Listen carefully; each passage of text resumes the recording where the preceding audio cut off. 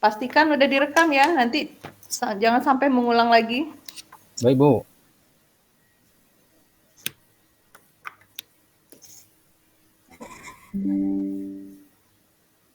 Sudah, Bu.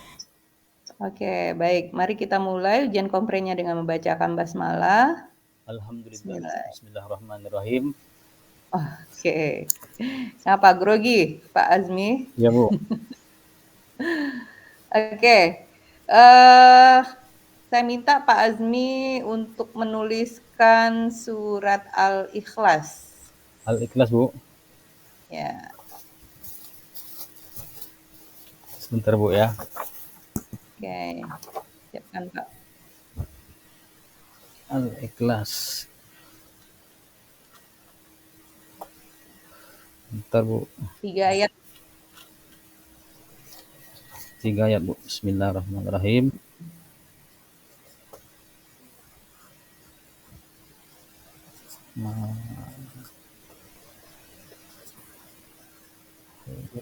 Allah.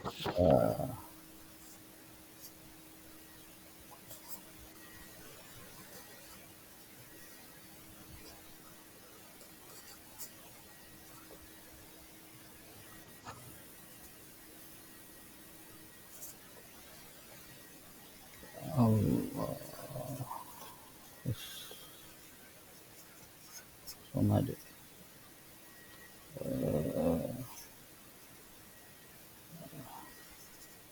Lam.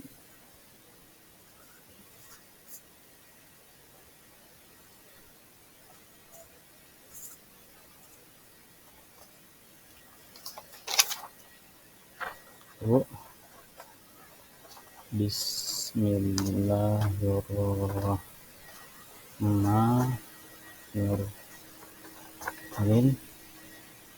Kullu huwallahu Allahus samad. Lam yalid wa lam yulad. Ini, Bu.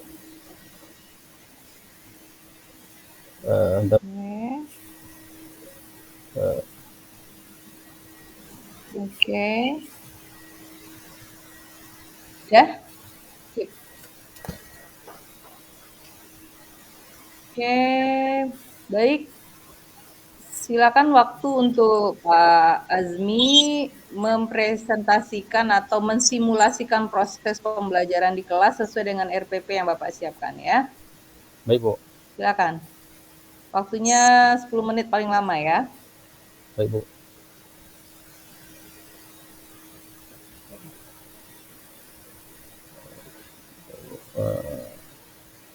Kalau nanti tak jalan apanya kasih tahu, Bu ya.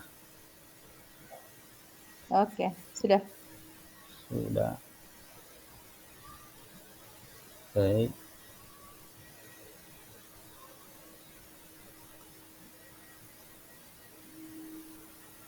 Baik, bismillahirrahmanirrahim. Assalamualaikum warahmatullahi wabarakatuh. Selamat pagi anak-anak semuanya.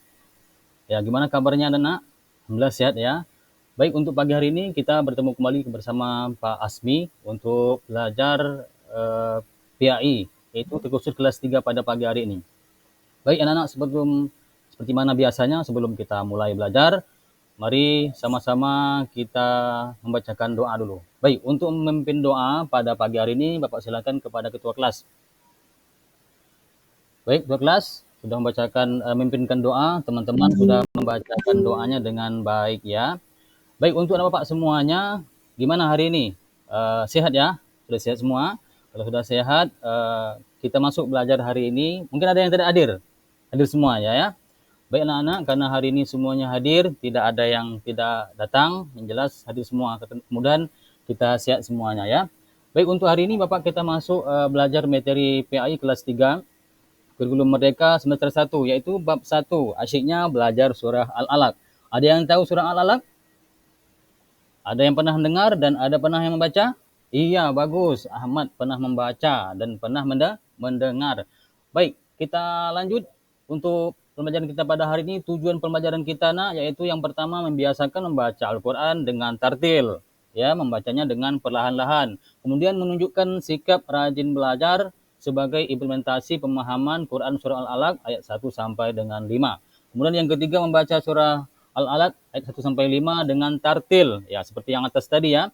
Yang keempat menulis Quran surah Al-Alaq ayat 1 sampai 5 dengan benar. Yang kelima menunjukkan hafalan surah Al-Alaq ayat 1 sampai dengan 5 dengan lancar ya nak ya. Kemudian yang keenam menjelaskan pesan-pesan pokok Quran surah Al-Alaq ayat 1 sampai 5 dengan benar. Yang terakhir menyimpulkan pesan pokok Quran surah Al-Alaq ayat 1 dan sampai dengan 5. Baik anak-anak semuanya, sebelum kita mulai seperti mana biasanya. Okey, tepuk 1. Tepuk 2. Okey, kompak semuanya. Baik, sebelum kita mulai anak sudah Pak bagikan buku cetaknya, buku tulisnya sudah di standby di meja tulis. Sekarang kita masuk di bab pertama ya nak ya, yaitu tentang membaca Quran surah Al-Alaq. Ya, tadi dah Pak sampaikan, ada pernah mendengar, pernah membaca ya. Okey, ini ada Pak pilih ada 4 orang nanti yang membacanya ya. Baik, ini sudah nampak ya, sudah terlihat ya. Di sini yang pertama yaitu membaca surah Al-Alaq ayat 1 sampai dengan 5. Sebelum kalian baca dulu ya. Bacanya A'udzubillahi minasyaitonirrajim. Bismillahirrahmanirrahim. Iqra bismi rabbikal ladzi khalaq. Baik, lanjut. Anak yang kedua baca nak? Iya, bagus ya. Ya, yang ketiga baca nak? Ulangi, belum tepat. Iqra wal akram. Ya, betul. Terakhir yang kelima, Allamal insana ma lam ya'lam. Betul Delvina, betul yang nomor 4 ni ya. Coba kita bacakan artinya. Artinya yang pertama, bacalah dengan menyebut nama Tuhanmu yang menciptakan. Kedua, dia telah menciptakan manusia dari segumpal darah. Yang ketiga, bacalah dengan Tuhanmu lah yang maha mulia. Berarti yang ketiga ini adalah kita menyebut nama-nama Allah, Tuhan yang maha mulia. Kemudian yang keempat, yang mengajarkan manusia dengan pena, artinya dengan pengetahuan ilmu. Kemudian yang terakhir, dia mengajarkan kepada manusia apa yang belum kamu ketahui. Baik anak-anak, sudah memahami atau sudah membaca surah-surah Al-Alaq ini ya, dari 1 sampai dengan 5 dengan jelas dan baik. Baik, kita lanjut di poin B, mengenal hukum-hukum bacaan nak. Tadi yang tujuan pembelajaran kita yang ada di poin berapa tadi? Yaitu mengenal hukum-hukum bacaan qalqalah. Baik, qalqalah ini di tampilan pertama ini ada nampak kan Pak? Ya, bagus nampak semuanya. Yang pertama di situ al-insan, yang kedua lam ya'lam, dan yang ketiga iqra, dan keempat allazi. Baik, siapa yang bisa? Ya, angkat tangan. Ya, Afandi. Nomor berapa nak? Ya, nomor 3 iqra ya. Ya, iqra. Itu menurut kalian manakah yang termasuk bacaan al-qalqalah yang qalqalah itu bagian dari ilmu tajwid. Okey, pengertian qalqalah. Qalqalah berarti getaran suara. Getaran yang dilambangkan dengan huruf-huruf qalqalah, yaitu dal, qa, ta, ba, jim, atau kita bisa dikenal dengan mudahnya qad, bujadin. Kemudian yang kedua, macam-macam qalqalah. Qalqalah ini ada 2 macam nak. Yang pertama yaitu kubra, dan yang ketiga qalqalah kubra. Baik, untuk anak sebelumnya, di materi berikutnya kasih tepuk semangat. Ya, tepuk semangat. Iya, bagus semangatnya ya. Okey, qalqalah sughra yaitu apabila huruf qalqalah itu asli disukun atau dimatikan. Sebagai contoh, falyad'u, ar-ruj'a, la yatgha, iqra wa iqtarab. Yang ini nak, cara membacanya dengan memantulkan suara agak ringan. Karena apa? Karena hukum bacaan ini adalah qalqalah sughra. Sughra itu artinya qalqalah kecil ya, bagus. Okey, kita lanjut dengan contoh yang terakhir yaitu al-uqad, waqab, al-falaq, sirat, al-buruj. Cara bacanya lebih jelas nak daripada qalqalah sughra. Maka disebut dengan ini, yang terakhir ini adalah qalqalah kubra. Qalqalah kubra ya. Baik anak-anak semuanya, karena sudah memahami materi Bapak pada pagi hari ini, cara membacanya, kemudian cara memahami hukum-hukum bacaannya. Sekarang tugasnya adalah itu kita akan membuatkan tugas proyek pembuatan poster, yaitu buat poster yang menggambarkan isi Al-Quran surah Al-Alaq ayat 1 sampai dengan 5. Diskusikan dengan dan berbagi tugas dengan kelompok. Poster harus mencakup hukum qalqalah yang ditemukan dalam ayat tersebut. Baik, dalam waktu 5 menit yang Bapak suruh siapkan tugas dari minggu kemarin, siapkan karton, siapkan pena, spidol, tugasnya membuatkan kelompok ini ya. Baik anak-anak, semuanya sudah menyelesaikan tugas, sudah Pak lihat tugasnya ya, buat posternya cantik-cantik, bagus ini anak ini membuatnya ya. Oke deh, sekarang bisakan kita diskusi. Maju ke depan nak. Oke, semuanya sudah bagus membuatkan tugasnya dan didiskusikan ke kelompoknya. Baik, untuk tugas kelompok Pak rasa cukup ya anak ya. Kita lanjut Pak kasih sebelum akhir, silakan anak-anak Bapak kasih soal untuk menjawab soal. Soal ini yang Bapak buat ada 5 soal. Sekarang soalnya Bapak bagi di kalian masing-masing ya. Oke, kerjakan. Bapak kasih waktu 7 menit hingga 10 menit untuk mengerjakan soal ini. Baik anak Bapak semuanya, karena soal sudah Bapak bagi, sudah kalian menjawab, silahkan dikumpulkan di meja Bapak. Baik, untuk anak Bapak semuanya, untuk pagi hari ini Pak rasa materi kita tentang surah Al-Alaq dan hukum bacaannya sudah kalian kerjakan, sudah Pak kita bahas bersama-sama. Mudah-mudahan apa-apa yang Bapak sampaikan di pelajaran pada hari ini menambah ilmu untuk kita semua dan mudah-mudahan dapat tambahan ilmu untuk anak Bapak semuanya. Baik, untuk itu sebelum belajar kita tutup dulu ya nak ya. Kepada ketua kelas untuk memimpin membaca doanya. Kepada ketua kelas kami persilakan. Baik anak-anak, sudah selesai berdoa. Silakan untuk beristirahat dan boleh keluar kelas. Bapak akhiri, Assalamualaikum warahmatullahi wabarakatuh. Oke, terkesan kali buru-buru Pak Azmi ya. Ya Bu, karena grogi Bu. Karena ngejar waktu Ibu ya. Oke, ya. Baik. Bagus ya Pak Azmi sudah memulai dengan doa, sudah menyapa anak-anak dengan semangat ya. Ya Bu. Ada tepuk semangat. Oke. Ini yang Bapak ajarkan temanya adalah tentang ini Bu, tentang surah ayo asiknya belajar surah Al-Alaq bab 1 kelas 3 Bu. Itu di kurikulum Merdeka yang terbaru nih Bu di sekolah saya Bu. Ya, dan ini untuk kelas 3 SD ya? Ya Bu, kelas 3. Oke. Kalau kita lihat tujuan pembelajaran yang Bapak susun di sini, kompetensi yang ingin dicapai ya, tujuan pembelajarannya menjelaskan pengertian dan isinya dengan bahasa yang sederhana, membuat gambar dan poster, Ya, Bu. bekerja sama dengan kelompok untuk menyelesaikan proyek, dan menunjukkan sikap tanggung jawab dan disiplin dalam menyelesaikan tugas. Ya, Bu. Yang secara spesifik bicara tentang tajwid, di sini nggak ada, atau membaca Al-Quran dengan benar. Oh ini Bu, karena ini yang itu dimasuk di modul ajar PBL Bu, karena saya milih ini karena saya tekankan kepada posternya Bu. Nah itu. Kalau Gitu. ya Bu, kalau yang untuk yang di tajwidnya itu di modul yang kedua yang saya masuk di LMS Bu. Kalau tidak salah seperti itu Bu. Karena ini yang berkaitan dengan poster Bu, karena yang lebih menekankan pada PJBL yang kelompok Bu. Kalau saya pahami begitu Bu. Oh, di sini ada proyek gaya hidup berkelanjutan. Kalau yang apanya? Yang mana yang bicara tentang tajwid? Berarti saya Ini Al-Alaq ini ya? iya Bu. Oh yang ini yang Merdeka ya? Iya Bu, yang Merdeka Bu. Merdeka belajar, oke. Ya Bapak harus konsisten. Bapak mau menggunakan RPP yang mana nih? Iya Bu. Karena di sini tidak saya temukan bicara tentang tajwid tadi, qalqalah. Oh berarti saya salah upload nih Bu. Berarti di modul yang kedua yang yang PBL Bu. Saya mohon maaf Bu. Salah upload. Saya pilih yang PJBL. Kalau dia kan yang di PJBL itu kan proyek, jadi saya lebih menekankan yang di posternya tadi Bu. Tapi saya masukkan dengan bacaan-bacaan tajwidnya Bu. Kalau yang di PBL yang kedua itu minta maaf Bu. Sorry. Oke.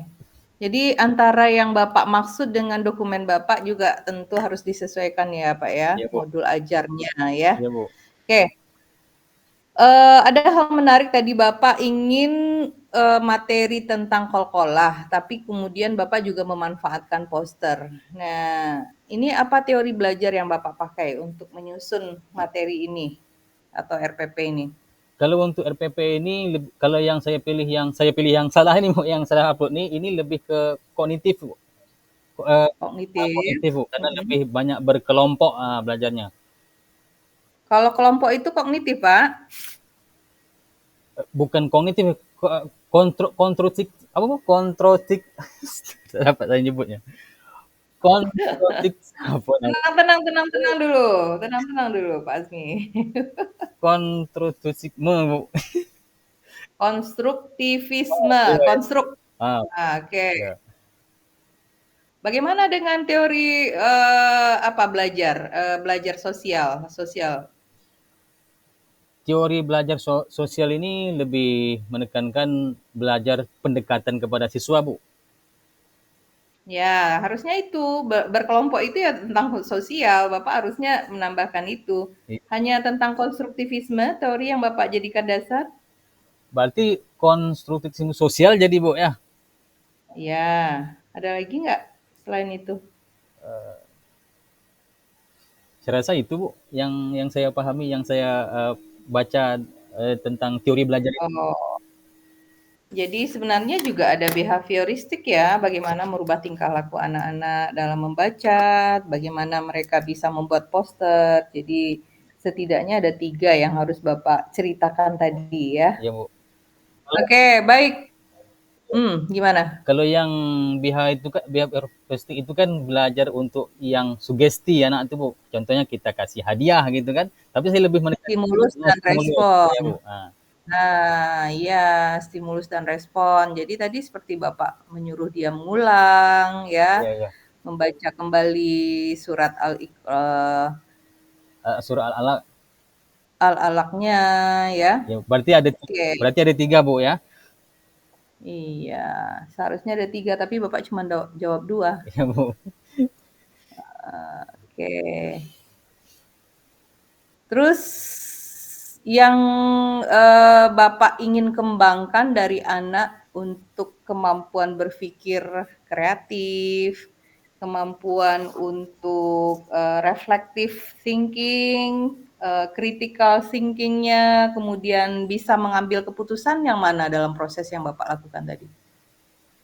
Eee, Dalam memahami hukum-hukum bacaan itu, Bu, kalau menurut saya, Mhm. agar anak itu bisa membedakan hukum-hukum bacaannya, mana mmm, eee, tajwidnya, cara qalqalah itu mana yang qalqalah besar dan mana qalqalah kecil gitu, agar dia bisa Mmm, memahami.